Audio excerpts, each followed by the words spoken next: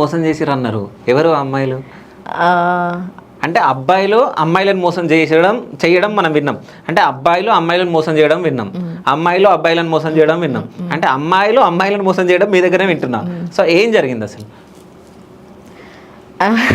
బేసిక్గా మనకి లోకల్లో ఫ్రెండ్ సర్కిల్ అంటే మనం బయటికి వెళ్ళడం తిరగడం ఏం లేదు కదా.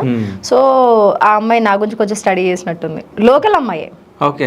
ఎవరైనా అమ్మాయిలు కొంతమంది అబ్బాయిల చేతిలో మోసపోతే, నేను అదేదో డిఫరెంట్గా అమ్మాయి ఉండి ఇంకొక అమ్మాయి చేతిలో మోసపోయాను. అసలు ఏంది స్టోరీ, ఏం జరిగింది అసలు? ఏం లేదు, అమ్మాయి ఏం చేస్తుంది, లోకల్ అమ్మాయి అంటే నాకు అంత పర్ఫెక్ట్గా తెలియదు. బికాస్ ఆఫ్ నేను బయటికి వెళ్ళాను. మాకు తెలిసింది టెంపుల్, నా జిమ్, నా ఇల్లు, ఇదే నా ప్రపంచం. అంతే అంతే, ఇంత మించి నా ప్రపంచం లేదు. వచ్చింది ఒక షూట్లో పరిచయం అయింది. నేను ఫోటో షూట్కి వెళ్తే హాయ్ అన్నది, హాయ్ అన్న, నెంబర్స్ తీసుకుంది. ఓకే, కొంచెం కాల్ చేస్తున్నది అప్పుడప్పుడు. నీ షూట్లో ఉన్నప్పుడు కాల్ చేసి తిన్నవారా, ఏం చేస్తున్నారా, టైంకి తినరా అని, హెల్త్ కొంచెం అట్లా ఉంది ఇట్లా ఉంది అని వీడియో కాల్ చేసేది, మాట్లాడేది. దీన్ని ఏదో బెస్ట్ ఫ్రెండ్ అనుకున్నాను నేను. అరే ఫ్రెండ్షిప్ అంటే ఇంత బాండింగ్ ఉంటుంది అంటే, నాకు ఒక మంచి ఫ్రెండ్ దొరికింది. తను అన్ని లాంగ్వేజ్ మాట్లాడగలుగుతుంది. లైక్ తమిళ్ అయినా, హిందీ అయినా, ఇంగ్లీష్ అయినా చాలా పర్ఫెక్ట్ గా మాట్లాడుతుంది. అరే నాకు షూట్స్కి వెళ్ళినా కూడా, ఎటైనా వెళ్ళినా కూడా తను తీసుకెళ్ళిన యూజ్ ఉంటుంది, ఒక రెస్పెక్టబుల్ గా ఉంటుంది. చాలా బాగుంది అమ్మాయి కూడా, మంచిగా నా పైన కేర్ తీసుకుంటుంది. ఇంతకు మించి ఫ్రెండ్ ఉంటుందా అనుకున్నా.